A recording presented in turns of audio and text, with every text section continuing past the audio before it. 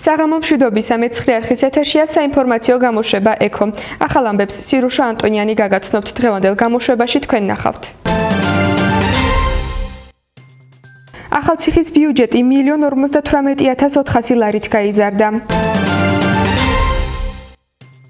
ავარია თუ განზრახ მკვლელობა, ქარუმიძეები გამოძიებას უნდობლობას უცხადებენ.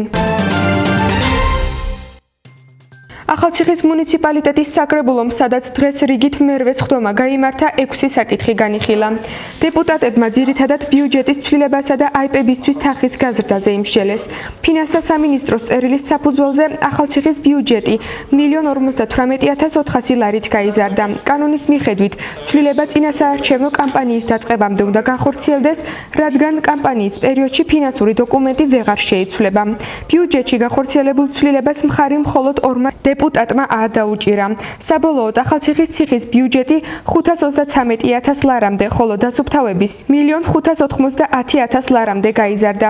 საფინანსო საბიუჯეტო სამსახურის ხელმძღვანელის გელა ლომიძის განცხადებით, იმის გამო რომ მერიის სამსახური სრულად დაკომპლექტებული არ არის, ეკონომიით დაგროვილი თანხა მთლიანად ინფრასტრუქტურის ნაწილში გადავიდა. 21 წლის ბიუჯეტის ცვლილება იყო, ეს გამოწვეული იყო დამატებით ღირებულების გადასახადის შემოსავლების ნაწილში დაემატა ბიუჯეტის შემოსავლები და შესაბამისად გაიზარდა ამ თანხით 1,58,000 ლარით. ბიუჯეტი 30 მილიონზე მეტია უკვე მუნიციპალიტეტის. ძირითადად გაიზარდა ინფრასტრუქტურაში, პრიორიტეტების მიხედვით ინფრასტრუქტურა გაიზარდა და ასევე საჭიროების მიხედვით აიპების თანხებიც გაიზარდა. რაბათის ციხესთან დაკავშირებით გაიზარდა 50,000 ლარით, რომელიც საჭიროებს რაბათის ციხის შესანახი ხარჯებისათვის, კომუნალური გადასახადებისათვის და მიმდინარე ხარჯებისათვის, ვინაიდან ახლა იწყება არჩევნების პერიოდი და ბიუჯეტის ცვლილება ვეღარ შევა და სრულად რომ გაიტანოს ციხემ თავი წლის სადღაც ნოემბრამდე, აქედან გამომდინარე მოხდა ეს ცვლილება და გაიზარდა დამატებული ღირებულების გადასახადი 1,58,400 ლარით. ძირითადად არ დაუჭირე უფრო ბიუჯეტის ცვლილებას და შესრულებას, 6 თვის გეგმას და მეგონა მარტო მე კი არა, უმრავლესობაც არ დაუჭირდა, რატომღაც ეხლა მაინც გამოიჩინდნენ გამბედაობას და ამ საბოლოოდ მაინც იტყოდნენ თავის იმას, მაგრამ ესე არ აღმოჩნდა არც ერთი ინფრასტრუქტურული პროექტი. ისი არ არის შესრულებული, როგორც უნდა შესრულდეს, ყველა დაგვიანებით შესრულებული და ყველა უხარისხოდ გაკეთებული და ეს პროცენტები საიდან მოაქვს და საიდან იძახია რომ ესეთი შესრულება, არ ვიცი. დღესვე გამართულ საკრებულოს სხდომაზე ძიუდოს კლუბის ჩამოყალიბებაზე იმსჯელეს, რომელსაც რეგიონის 6-ვე მუნიციპალიტეტი დააფუძნებს. დეპუტატთა უმრავლესობა კლუბის შექმნის იდეას ტოკიოში გამართული ოლიმპიადით ხსნის, ნაწილს კი მიაჩნია, რომ სპორტის სახეობა ისე უნდა შეერჩეს, რომ გოგოებმა და ბიჭებმა თანაბრად ისარგებლონ. ოლიმპიადამაც წარმოაჩინა, რომ საქართველოში ძიუდო ერთ-ერთი პოპულარული და ერთ-ერთი ესეთი სახეობა, ახალციხემ ამ შემთხვევაში მხარი დაუჭირა აიპის შექმნას. მუნიციპალიტეტის იცით რომ ფედერაციამ, ძიუდოს ფედერაციამ თხოვნით მომართა რომ ჩამოყალიბებულიყო ინტერმუნიციპალური აიპი და შესაბამისად ჩვენც ახალციხემაც მხარი დაუჭირეთ. რეგიონული აიპი შევქმნით ადრეც, რაგბის ფედერაცია, ახლა ძიუდოს ფედერაცია კი არიან მოხალისე ძიუდოისტი ქალბატონები, არავინ არ უშლის, მაგრამ გოგონების უმრავლესობას უნდა ცოტა სხვა რიგის სპორტი და როცა ვსაუბრობთ, იმიტომ მომხვდა გულში, რომ ახალგაზრდები დაკავდებიან, ახლა ახალგაზრდები არიან გოგონები, ძალიან ბევრისგან გამიგია, ზოგს ტანვარჯიში უნდა, ზოგს ცურვა უნდა, ცურვას სხვათა შორის ძალიან დიდი მოთხოვნაა და ერთი სული აქვს, როდის იქნება აუზი. ზაზა მელიქიძემ თავის რესურსები ასე ვფიქრობ ამოწურა, მეც ვერაფერს ვერ შეძლებს და ვერ გააკეთებს, რაც გააკეთა. არ არის ყურადღებული დღეს ქვეყანაში გამოვლენილი ინფიცირების 2712 ახალი შემთხვევიდან ყველაზე მეტი თბილისში 1243, ხოლო ყველაზე ცოტა რაჭა-ლეჩხუმსა და ქვემო სვანეთში 20 შემთხვევა დაფიქსირდა. რაც შეეხება სამცხე-ჯავახეთს, რეგიონში 43 პირი დაინფიცირდა. დადასტურებული StopCovid-ზე გამოქვეყნებული ინფორმაციის თანახმად, ბოლო 24 საათში ვირუსით ინფიცირების 2712 ახალი დადასტურებული შემთხვევა გამოვლინდა. ქვეყანაში COVID-19 პანდემიის გავრცელებიდან დღემდე გამოვლენილი დადასტურებული შემთხვევების საერთო რაოდენობა 416,338-ს შეადგენს. რაც შეეხება დადებითობის მაჩვენებელს, 30 ივლისის მდგომარეობით დადებითობის დღიური მაჩვენებელი არის 6,59%. ბოლო 24 საათის განმავლობაში ვირუსისგან გამოჯამთელდა 1561 პირი და კორონავირუსით გარდაიცვალა 25 მოქალაქე. პანდემიის გავრცელებიდან დღემდე ვირუსს ჯამში 5793 პირი ემსხვერპლა. სერგო ქარუმიძე გამოძიებას უნდობლობას უცხადებს. სოფელ ხერთვისში მცხოვრები ოჯახი სამართალდამცველებს უნდობლობას უცხადებს და მუხლის გადაკვალიფიცირებას ითხოვს. 38 წლის ბორის ქარუმიძეს სოფელ ხეოთის მკვიდრი 28 აპრილს დაეჯახა, რის შედეგად ახალგაზრდა მამაკაცი გარდაიცვალა. ქარუმიძეები ირწმუნებიან, რომ მომხდარი განზრახ-მკვლელობაა და არა უბედური შემთხვევა. გარდაცვლილის მამა აცხადებს, რომ ადგილი, სადაც მის შვილს ოპელის მარკის ავტომანქანა დაეჯახა, კამერები მრავლად არის. მიუხედავად ამისა, გარდაცვლილის ოჯახს უთხრეს, რომ მხოლოდ 7 წამიანი ჩანაწერი არსებობს, რომელზეც პრაქტიკულად არაფერი ჩანს. მამის ინფორმაციით, მომხდარიდან მალევე ბრალდებულს ახალგაზრდა ქალი ელაპარაკება, რომელიც საქმეში არსად ჩანს. რაც ვერ ნახა იმ კამერების ჩანაწერებიდან, რომელიც შემთხვევის ადგილზეა განთავსებული, ნახა კაფის ახლოს მდებარე კამერების ჩანაწერებში, რომელიც შემთხვევის ადგილიდან დაახლოებით 300 მეტრში მდებარეობს. საქართველოს პროკურატურის საზოგადოებასთან ურთიერთობის სამსახურის ინფორმაციით, აღნიშნულ საქმეზე გამოძიება დასრულდა. განზრახ-მკვლელობა არის, აქ არ არის შემთხვევითობა. შემთხვევითობას უსინდისოს უნდა გაეჩერებინა მაქალა. უნდა ენახა იქნებ საშველი ქონდა. მაგრამ ის კიდევ მაგიზიანებდა, იქ რო გადავიდა, მოbrunდა თურმე გააჩერა, მივიდა მკვდარს გადახედა. მე გაიარა და წავიდა, ვიცოც არაფერი. და ხმები დადის ახალციხის რაიონში რო მაგას მაინც მოკრავდიო. ეს ხალხი უნდა გამოიძიოს. ეგრე არ ახდება ეს მკვლელობა. მაჩვენონ ეს კამერები და დავწმუნდები რომ შემთხვევით არის. კონფლიქტი ჰქონდათ მაგას ეთყობა იქ კაფეში.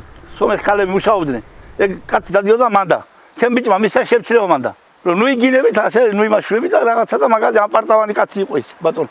და არ დაუთმოდა არ ჩაუყრა და ინახან. ასთან მოდიოდა ეგ არ იყო ფხიზელი ეგ ყულის ძახია. თვითონის ქალი ძახის თრალი იყო, მანქანა რო გაგონა თრალი იყო. არც ქალია გამოკითხული, არავინ არ არის გამოკითხული.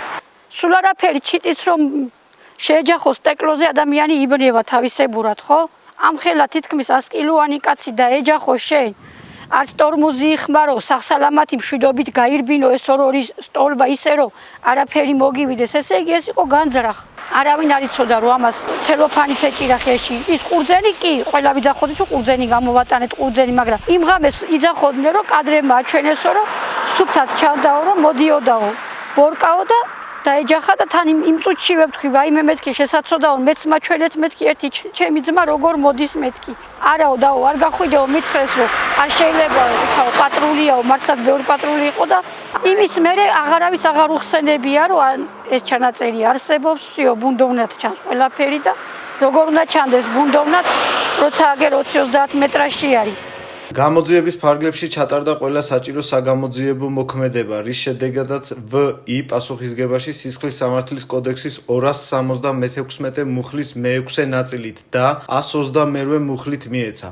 ეს მუხლები გულისხმობს ავტომობილის მოძრაობის უსაფრთხოების წესის დარღვევას, რამაც ადამიანის სიცოცხლის მოსპობა და დაუხმარებლად იმის მიტოვება, ვინც სიცოცხლისთვის საშიშ მდგომარეობაში იმყოფებოდა. 2021 წლის 6 ივლისს ახალციხის რაიონულმა სასამართლომ ბრალდების მხარის მტკიცებულებები სრულიად გაიზიარა და VI წარდგენილ ბრალდებებში დამნაშავედ ცნო.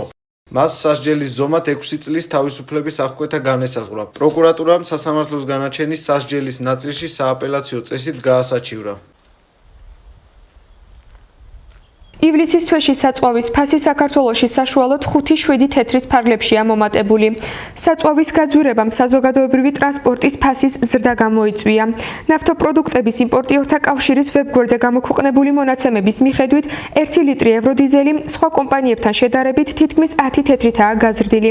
ახალციხეში საქალაქთაშორისო ტრანსპორტზე ფასის მომატებას აპროტესტებენ და ხელისუფლებას დახმარებას თხოვენ. რა უჭირთ ყველაზე მეტად სამხრეთ საქართველოში? მეცხრეახმა მოსახლეობა გამოკითხა. გთავაზობთ ტრადიციულ რუბრიკას ხალხის აზრით. საწვავისგან იწყება სიძვირეები საერთოდ. და ხალხსაც იმდენი არ აქვს, რომ მართლა გადაადგილდეს და გადმოადგილდეს. გაიგე, სადმე გზის ფულიც აღარ აქვს. ამ საწვავის გამო იყო 2 ლარნახევრამდე და გახდა 3-ია თითქმის აგერა. გზაში ფული უნდა, ყველაფერი საწვავზეა დამოკიდებული. წევა რო ღირდა ლარნახევარი, უკვე 2 ლარი უნდა იქ ადგილზე რომ მივიდეს ადამიანი. გააძირებს აბასამ ლარს მიცემ და ჩაასხავს, გაგიძირებს. გამოსწორდება ეს ცხოვრება თუ არა, უკვე იმედი აღარ არის. ხალხს აღარ აქვს იმედი არაფრის. სულ გაჭირვებაზე ემატება. ვეღარ მოძრაობთ. არ არის იმხელა თანხა რა გადავიხადოთ. ორი ცოდუა ჩვენ ცოდუართ. რა ქნა ბრძოლებმა მითხარ. არ ვამთხუნე ბრძოლებს. ახლა სამწავინო თავის ხარჯია ყველაფერი რა ქნა როგორი მოძრაობ. თავრობა უნდა დაეხმაროს და ესენი ჯარი გავაძვირებენ რა ქნა. თავრობა არ აქცევს ყურადღებას არაფერს. ყოველდღიურად გვესაჭიროება ტრანსპორტი, მოიმატა მწუხვართ ძალიან, იმიტომ რომ ყველაფერს ფასები მომატებულია, ტრანსპორტზე მით უმეტეს. აი ეხლაც საწვავზე მივდივარ, სადღაც 3 ლარზე მეტი უნდა გადავეხადო. მაგალითად, როცა ვიხდიდით დაუშვათ ლარს, ეხლა 2 და 2.5 ვიხდით უკვე. აღარ მოდის ავტობუსი, მგზავრები ვერ დაყვება, უჭირს ხალხს. საწვავმა რომ მოიმატა, თავისავად გაძვირდა მგზავრობაც, რა თქმა უნდა.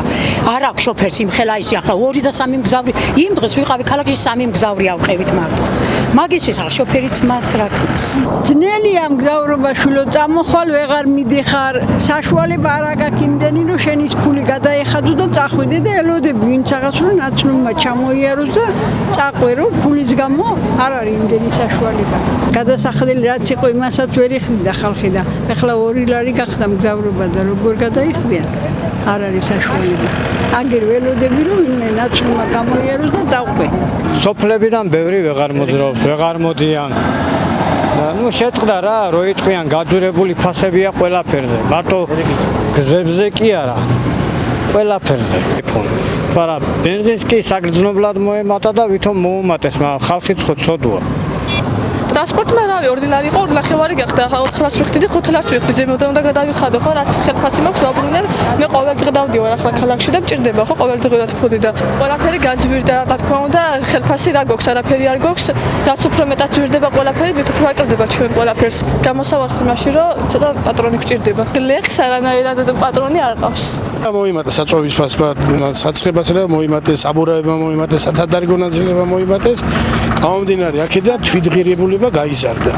1 კილომეტრის ფასი თუ იყო ლარი, გახდა ლარი და 20.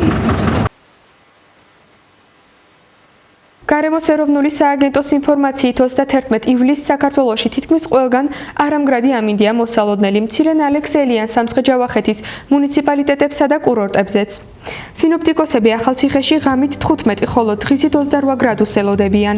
ბორჯომში ღამით 16, ხოლო დღისით 28 გრადუსია ნავარაუდები. უნალექო ამინდია მოსალოდნელი ადიგენში, აქ აერი ღამით 14, ხოლო დღისით 27 გრადუსამდე გათბება. ასპინძაში კი ღამით 16 და დღისით 29 გრადუსია მოსალოდნელი. რაც შეეხება ჯავახეთს, ახალქალაქში ღამით 9 და დღისით 20 გრადუსს, ხოლო ნინოწმინდაში ღამით 10 და დღისით ასევე 20 გრადუსს ვარაუდობენ. ჯავახეთის მსგავსი ამინდია რეგიონის კურორტებზეც. ბაკურიანში ღამით 10 და დღისით 19 გრადუსი, ხოლო აბასთუმანში ღამით 13 და დღისით 23 გრადუსია მოსალოდნელი. რაც შეეხება დედაქალაქს, თბილისში ჰაერი 28 გრადუსამდე გათბება.